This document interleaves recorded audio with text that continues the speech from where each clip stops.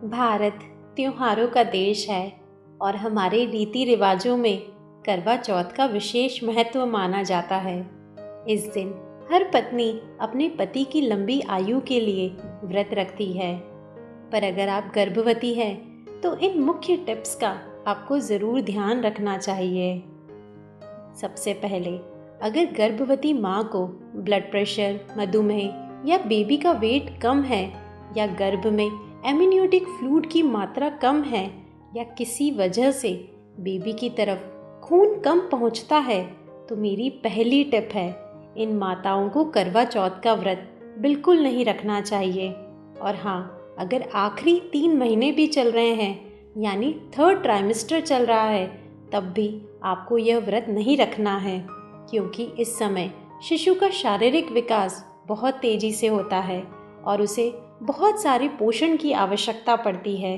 तो ऐसे समय में माँ को यह व्रत बिल्कुल नहीं रखना चाहिए।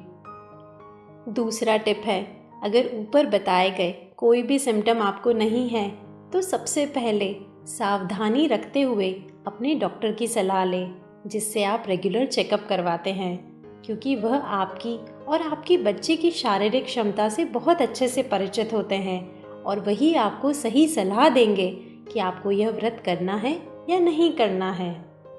तीसरी टिप है कि अगर आपके डॉक्टर ने हाँ भी कर दी तो ध्यान रखें कि सूर्योदय से पहले जब हम सरगी खाते हैं तो उसमें बहुत नमक या मीठा ना खाएं, क्योंकि उनसे बार बार प्यास लगती है। और ज़्यादा जूस ना पिए, क्योंकि उनसे एकदम से पेट भरता है और जल्दी खाली हो जाता है। इस समय धीमे पचने वाली चीज़ें खाएं, जैसे अच्छे से dry fruits, butter, green leafy vegetables, अनाज, अर्थात हाई प्रोटीन डाइट ले। चौथी टिप है, दिन भर ज़्यादा से ज़्यादा आराम करें। दिन में सो जाएं, ज़्यादा किसी से भी बात ना करें, एकदम स्ट्रेस फ्री रहें, क्योंकि उससे भी भूख प्यास ज़्यादा लगती है, जल्दी थकान महसूस होती है। पांचवी मेरी रिक्वेस्ट है, यह व्रत इस साल निर्जला ना करें, थोड़ा थोड़ा तरल पदार्थ लेते रहें, क्योंकि कभी कभी इस कठिन फास्ट की वजह से पेट में दर्द, चक्कर आना, सीने में जलन या फिर उल्टियाँ शुरू हो जाती है। यह सब डिहाइड्रेशन की वजह से होता है। ऐसे समय पर सिर्फ अपने बच्चे का ख्याल रखते हुए थोड़ा पानी पीते रहिए, और अगर फिर भी परेशानी हो रही है तो व्रत खोल दें। छठी टिप है, भीतर संतान की मूवमेंट को फील करते रहे। अगर वह कम होती है तो तुरंत पानी पीजिए और अपने डॉक्टर की सलाह भी लीजिए। देखिए, करवा चौथ हर साल आएगी।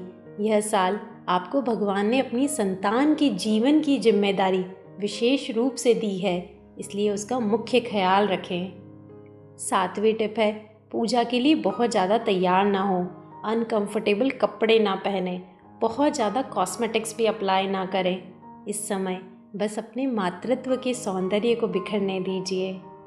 मेरी आखिरी टिप है, अगर सब कुछ पूरी तरह ठीक रहता है और आप चंद्रोदय के बाद खाना खाती है तो ध्यान रखें, सबसे पहले थोड़ा नारियल पानी पीजिए, उसके बाद थोड़ा थोड़ा करके खाना खाइए।